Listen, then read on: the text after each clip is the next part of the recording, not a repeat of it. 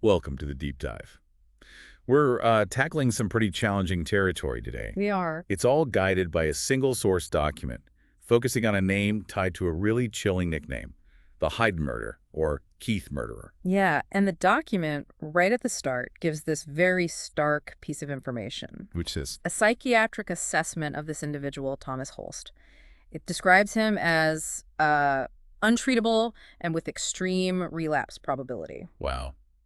Okay, that hits hard immediately. It does, and it makes you wonder, just based on what this document tells us, how did someone like that operate? Right, what were the specifics of the crimes, according to this text? Exactly, and maybe even more surprisingly, what turns did his life take, within the system documented here after he was convicted? And that's really our mission for this deep dive. We are focused completely on unpacking the details presented in this one source document. Just this one source. Yeah.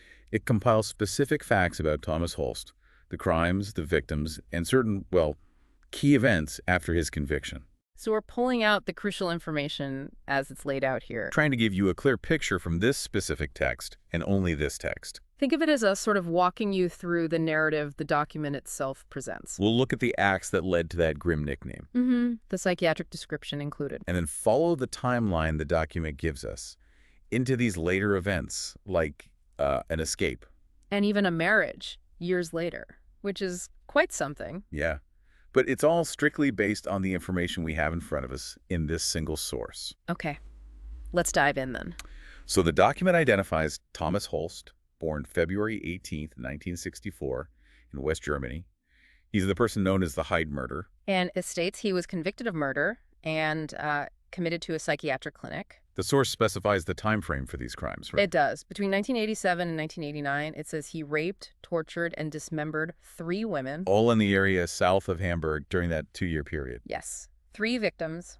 And the document gives specific, quite harrowing details for each one. Let's go through them as presented. First, Andrea Grubnagel. The source says she was a 21-year-old student. Right.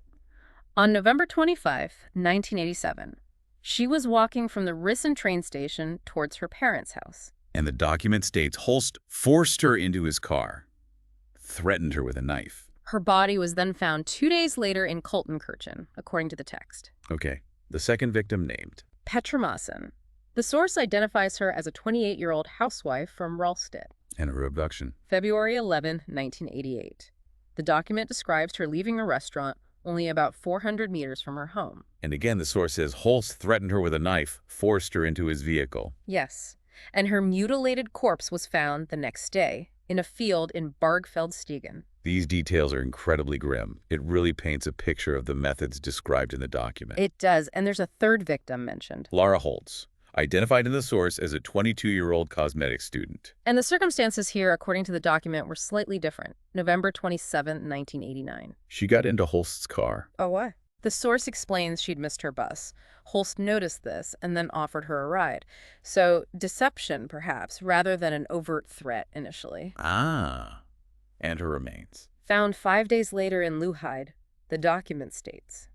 So the document lays out this pattern, doesn't it? Targeting women. Using intimidation, like the knife, or sometimes deception, like the offer of a ride. Forcing them into his car. And then their remains being discovered in these different locations over those 2 years. Okay.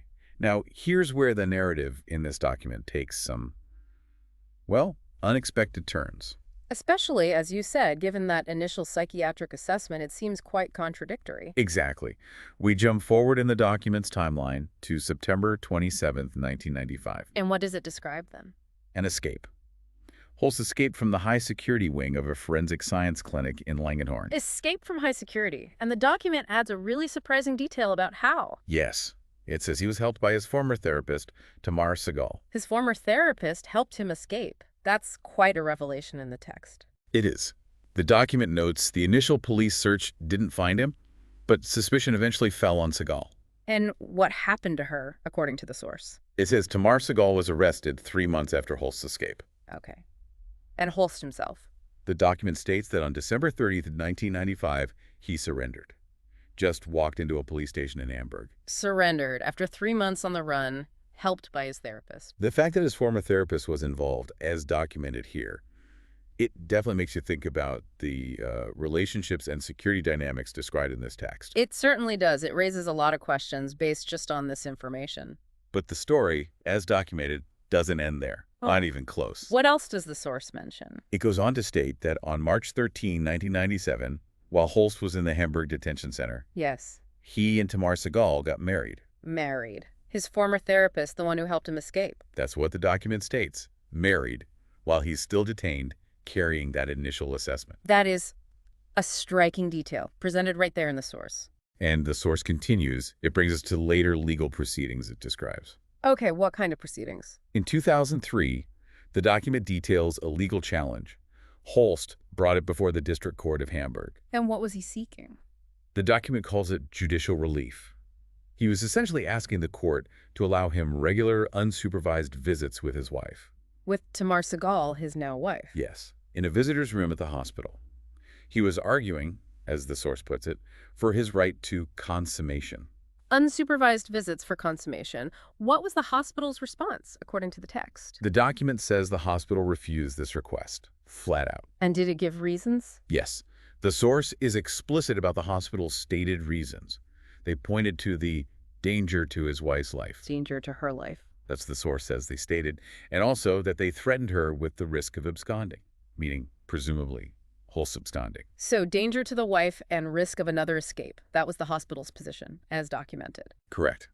And the source concludes this part by saying Holst appealed against this refusal of judicial relief. But His appeal was unsuccessful. so the court ultimately upheld the hospital's decision based on those stated risks. That's the end point of the sequence of events described in this particular document. Okay.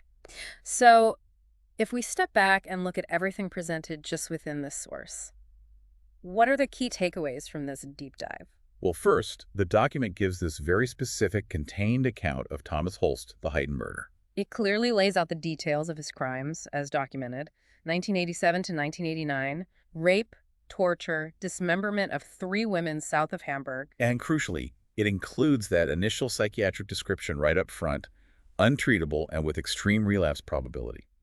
That hangs over the whole narrative in the text. And we got those specific, though very disturbing details about each victim from the source Andrea Grubnagel, Petra Maassen, Laura Holtz. Yeah, their documented ages, any background details mentioned, the methods described for their abduction threats, deception. And the locations where their bodies or remains were found, again, all as documented in this text. Then we trace that documented sequence of events after the conviction, which were quite unexpected. Right.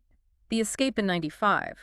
The source explicitly stating his former therapist, Tamar Segal, helped him.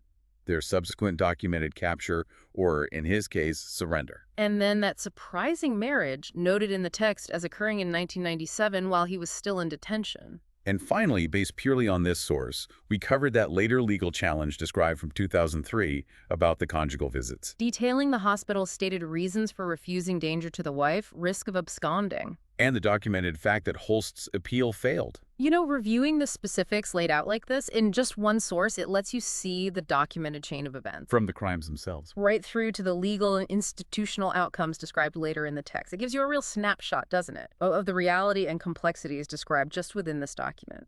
It really does. So this deep dive, built entirely from the information in this single source document, it definitely leaves you with things to consider. Mm-hmm. Based only on the details presented right here, you have that psychiatric assessment labeling Holst untreatable with extreme relapse probability. Documented right alongside the fact of his later marriage to his former therapist. The one who helped him escape. And that documented legal fight over visitation rights. What does this specific sequence, as described in the document, make you ponder? Yeah, about the different facets of this case, just as they're presented here. It's definitely something to mull over, sticking strictly to the information shared from the source material.